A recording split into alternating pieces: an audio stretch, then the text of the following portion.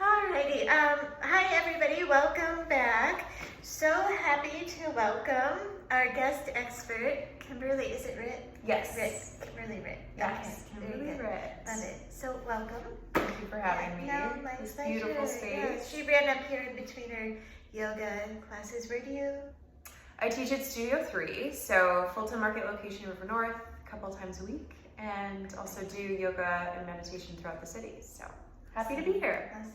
When I was looking at the hashtag for Be Wellness, I came across you did something for, what was it, Moon Rabbit? Yeah, we have a partnership. Oh, lovely. So your yoga studio has a partnership with them. BU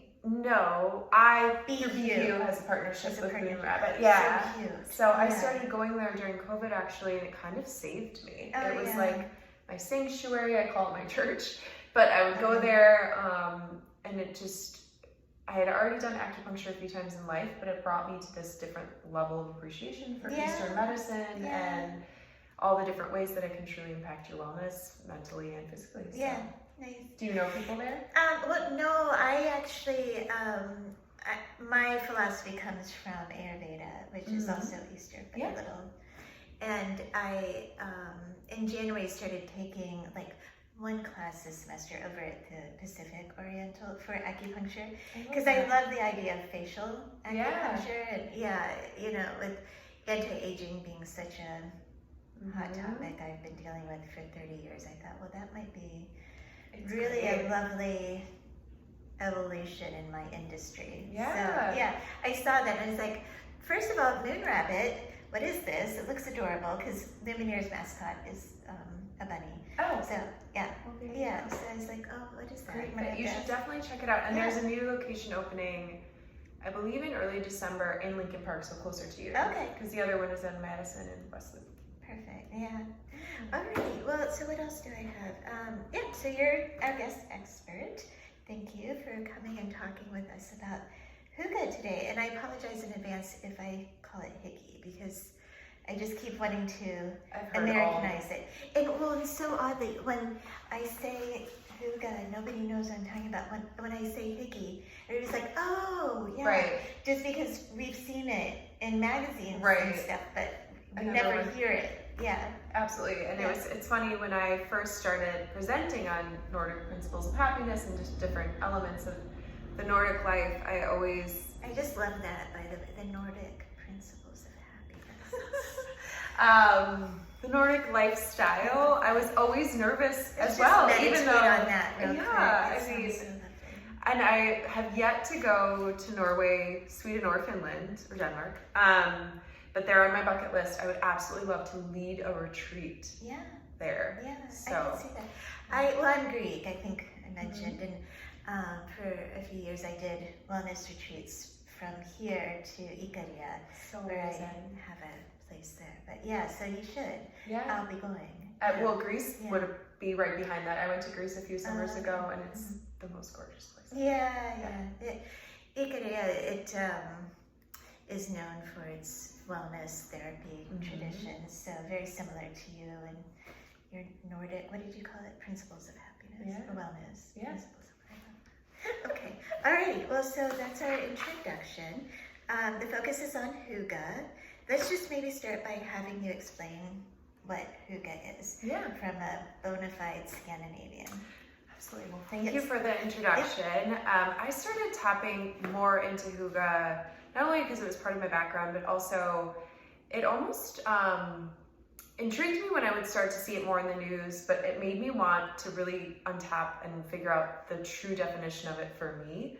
And I think everyone can take parts of it for themselves. For me, it's really savoring the moments that make you feel happy, safe, alive, and feeling fully abundant in your life.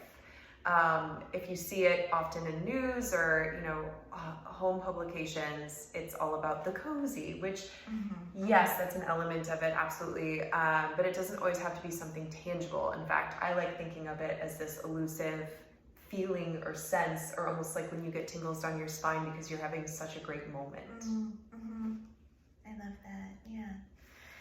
Yeah, I think it's hard for Americans to translate some of these. Same with, I'm a Reiki master, and I love Reiki. Yeah, me too. And I find though that in the translation, right, it's like to take these other cultural principles and to really understand what they mean. Yeah. It's not always what you're gleaning in the magazines. And for sure. And I think you hear it more, oh, it's Hygge season. And I think that's a little frustrating too, because it should always be Hygge season. You know, you don't have to be this feeling of cozy or create this space just because it's cold out. You can feel that way all the time. So. Yeah. Well, and I think here in Chicago, we tend to, you know, it's like two seasons. There's the summer when everybody comes out of hibernation, and then the winter where you can't find anybody walking outside. Right. You know, so everyone hibernates. Retreats in. So that might be why here we really kind of, but yeah, it's definitely a year-round philosophy. It's from what I understand. So, yeah. Alrighty. So, what is it like to have grown up in a Scandi household? Yeah, I mean, like I said, I've never actually been to that part of the world, but I think the principles were ingrained in me early on. I mean, we always would... Your family's... Yeah, my family, so my background, I'm German, Swedish, and Norwegian, and there are different parts of all of those cultures that were brought into my life. But I think my mom was very keen on always having, you know, freshly baked things, filling the air. And I think my love of interior design, which is a big part of my business, and design of the home and well-being in the home, stemmed from this idea of really capitalizing on a sensory experience. So I think that very much parallels Hygge in that, you know, you have the tangible coziness of a blanket, and then you have a candle burning or something baking in the oven. And then you can also just appreciate all coming together and seeing each other's faces as you are experiencing these things. I actually had my mom and my sister in town this past weekend, and it's kind of like when you appreciate, you're like, that was a moment. Because a song came on, Send Me On My Way by Writt, which was a song that we all danced to at my wedding. And we had absolutely had a few glasses of wine, but we, you know, as soon as the song came on, we all just stopped everything we were doing in my kitchen and just started dancing. And it was just one of those things where you look around and everyone is just feeling it. You know, Hygge isn't it, it's a feeling. So, yeah, I think, again, going back to sensory details, capitalizing on how to tap into the senses and building memories and having traditions and rituals that you continuously bring back was always something that was so important to us. From a design standpoint too, my mom always looked for interesting ways to bring the outdoors in, which is a big part of Hygge, and incorporating nature and almost you're an extension of the natural environment. Versus, you know, a human being just walking through a forest. You should almost feel like you're part of it. So we lived on a lake, and my parents still do.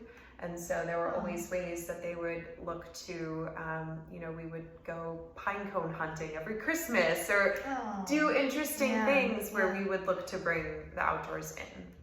That's lovely, yeah. I love that you say it's a feeling, right? Because so much of what I've learned in this industry of wellness is if you can capture the feeling of something first, you know, rather than think, oh, okay, once I achieve something, then I'll feel that. Right. But if you feel it first, then you can more easily figure out how to accomplish it. Right. So I love that about Hygge. It's a very distinct feeling. And it's developing an abundance mindset in a way where it doesn't have to equate to actual wealth. It's like your definition of wealth. What makes you feel abundant and prosperous, and like you're always in this growth space versus focusing on the negative. So yeah, no, that's wonderful. Thank you. Alrighty. What are some action steps we can take to practice Hygge? Well, we kind of touched a little bit, and I have a whole presentation I've done, I'm a big fan of alliteration. Okay. So hygge specifically, nest, nurture, notice. So nest, there's actually I'm something. gonna take a note. Yeah, feel free, and I can send this to you too. Nest, there's actually something in Scandinavian culture called a hugkrog, and it's an actual little cozy nook in your space that you create. And so going to your hugkrog, going back to this past weekend. Is that C-R-O-G-G? It's K-R-O-G. K-R. So hugkrog, K-R-O-G. I believe, I can double check. Yeah. But my mom and my sister again were in town this weekend, and we are big fans of tiramisu. Yeah. And so we had leftover tiramisu, and I had it for breakfast yesterday. Oh, On Sunday, lovely. I went to my little hugkrog, my cozy nook, and I sat and I practiced mindful eating, so I didn't have any distractions, and I very leisurely, appreciated it with my tea. So, or it could be you're reading a book, you're lighting a candle, really anything, meditating in your hugkrog. So that's the nurture. I'm gonna have a smile on my face the rest of the day because you said hugkrog. I am just like, when I discovered that word, I'm like, this is it. This is so cool, Yeah. And now everyone will want one. You need your own too. It can't be shared. Oh, it has to trust be me. yours. Yeah. I love that. And then the second one, nurture. So that's bringing the outdoors in. And Okay, so nest is the hugkrog. Nest is the hugkrog. Okay. Nurture's the second one. Really appreciating the natural environment. So we are so attached and sensationalized all the time to things, right? And if you go outside, there's a practice that I teach in my wellness coaching called color foraging, which isn't necessarily exactly hugkrog, but it's going outside in nature and noticing what color you're attracted to and picking up everything in that color. This sounds like my high school biology teacher. Oh. Yeah, really resonating with it. Yes. Well, hopefully that's a good thing. Yeah. Hopefully you liked this Yeah, teacher. I loved her. But she would have us do that. We would go outside and just like pick up things that It's so were fun. natural that resonated to us in color. Right. Or even you can do it grocery shopping, like natural Yeah. produce that you're gravitating to. You might pick up a starfish or a star fruit, and just be attracted to the shape or the color of it, and that's okay. You don't necessarily have to have this elaborate meal planned out. You can just appreciate it. I was doing that during COVID and had bought quite a few star fruits just for that reason. I'm glad that you see we're like subliminally tracking each other. Yeah. But because they're so beautiful. This is, by the way, the first time we've ever met in person. And so I Old just souls. randomly called her up and I'm like, you're my hygge expert. I love that. Yeah. And it's very rare So that people happy. get it. So I love that you get it. I love hygge. This is maybe, I think I mentioned like the fourth hygge party I've done. But and I'm so sad I can't make it. Well, you'll make it I will. virtually. I will come. Well, and I'll come. Yeah.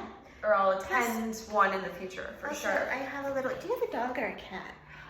We are actually looking into getting a Bernedoodle, but I don't have one yet. I like that. Okay. Here's for your future. Oh, what is It's this? your hygge gift package. Oh my gosh, you are Yeah. so sweet. Do you Yeah. want me to open it now? Yeah, go ahead. Oh my and then we'll get back to gosh. nourishing. Wow. That's lamb chop. Little lamb Yeah. chop for our little For dog. your We're dog. naming it Walter. Oh, perfect. So this is for Walter's future Walter. We're looking into it now, but we wanted to do it after our trip. I love These that. are perfect. You are so sweet. No, my Thank pleasure. you. My Oh my pleasure. Over gosh. there, aisle. Is this a Yes. candle? Yes, I don't want to made take it all out. I made it. You made this? Yeah. It's an intention candle. And then there's, let me see which one. Oh, you Is got there clear crystal quartz. in Yeah, there? clear quartz on I there. love quartz. Thank you. Aww. Yeah. And then there's the essential oils that you can use to make your own blend. Is this So. a little tote? Yeah, How little limonene too. cute. So, and some seeds, I think. Ooh, for planting? Oh, and some of my luminaire acne patches. Oh, So thank you. just, for when you're in your hygge krog and you're like, I wanna, just make Right. sure My skin's on point. I'll bring it on my trip. Yeah, Oh, thank you so much. That was so sweet. No. Seriously. No, What a nice gesture. Oh, yay. Okay, let's get back to nourishing though. So Yes. we've got the color foraging. Yes, or just looking for interesting ways to bring the outdoors in, or the elements in, the elements of nature. And so those can also be represented in interior design through metal or, through natural elements, fire. And then the last one is notice. And this one I think is the hardest and the most important because we are so pressed for time. But are we? We're always so, we have to go. And me taking the time, even in the moment of my sister, my mom, and I dancing together and just looking around and looking at everyone's faces and taking that one little moment can make the world of a difference. And it also can absolutely apply to how you handle other things. It's noticing what makes you happy, what makes you laugh uncontrollably and being like, I should do more of X, or what makes you feel comforted and warm and safe. So. I love that. Thank you. Warm and safe. Yeah, and safe not necessarily even like out of danger, but safe just comforted, like feeling like that sense of nostalgia almost. Centeredness, that's a great word for it. Perfect. Wonderful. All right, how do you associate Hygge with wellness personally and professionally? So I think we already kind of talked a little bit on personally, but maybe... Yeah, professionally, I have a lot of jobs. I am a wellness coach, yoga meditation instructor. I also the reason I got into the interior design side of it is because I still practice PR part-time for interior designers and architects. So there's a lot of overlap, but also I wear a lot of hats and do a lot of juggling.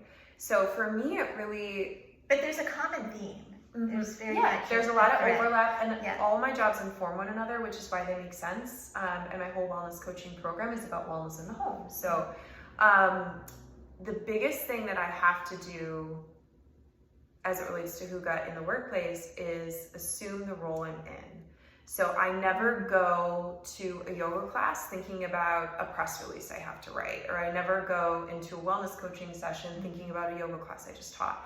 I very much have to be extremely present in the moment and, understand that assume the role. It's almost like when an actor steps onto stage. They're not thinking about what they just ate for dinner. I mean, maybe they are, but they have to be in that role. They have to play that part.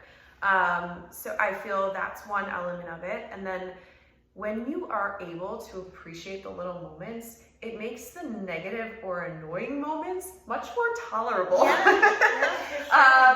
Like if your boss is hounding you, or if someone is just rubbing you the wrong way, it's almost this meditative state of that's a them thing and I'm here, and you can still take time and reflect and be mad or be angry or be sad, sure, and you should, but it just kind of lowers the impact of it, and you're able to kind of get through it quicker.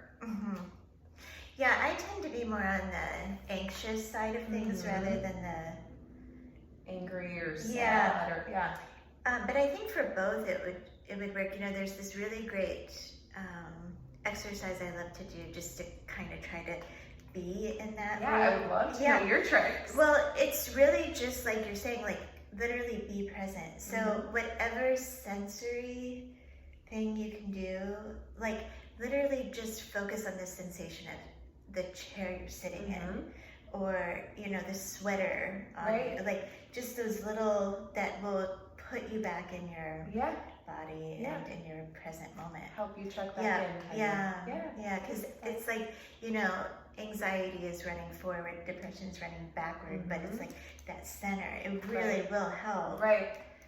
When you're trying to examine. And I can't take credit for this, but when I was in meditation teacher training, the instructor that was teaching the training said, when you meditate, it's almost like you're on a ledge, sitting on a ledge in the back of your brain. Like you are an exterior version of yourself looking on the interior, looking at your thoughts pass, looking at your emotions come in, and just being an observer versus a witness versus a victim. And I loved that. And I take it with me a lot. And I'm like, am I in this right now? And am I allowing this to kind of overwhelm me? Yeah. Or am I an observer, just noticing this is how I feel, or this is thought, or the thing that's happening? Just taking a deep breath and working through it. Yeah. No, that's lovely. Thank you. Yeah. Is there anything else you'd like to add? I mean, I think this time of year is kind of either very hoog-centric for people, or almost they are adverse to it because they're not as connected to it, or they don't feel connected to their family, connected to their environment, and it can be really hard for people. So I think coming back to these practices, and also create your hoog crowd, like create wherever you are. And if it could be at work, it could just be how you decorate your desk. I mean, it could be, it's your zone, your safe space to practice all of these things and to just come back to that sense of happiness and abundance. So it is possible, no matter what stage or, you know, things you're going through in life, there's always a way to come back to it. Yeah, that's lovely.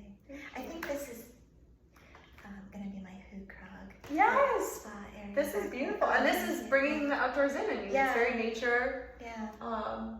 William Morris. Yeah. It's beautiful. No, thank you. Alrighty. Well, thank you so much for joining us. Thank you for having me. This was so fun. No, it was so fun. I loved having you in. Hope to meet you all soon. Thank you. Thank you.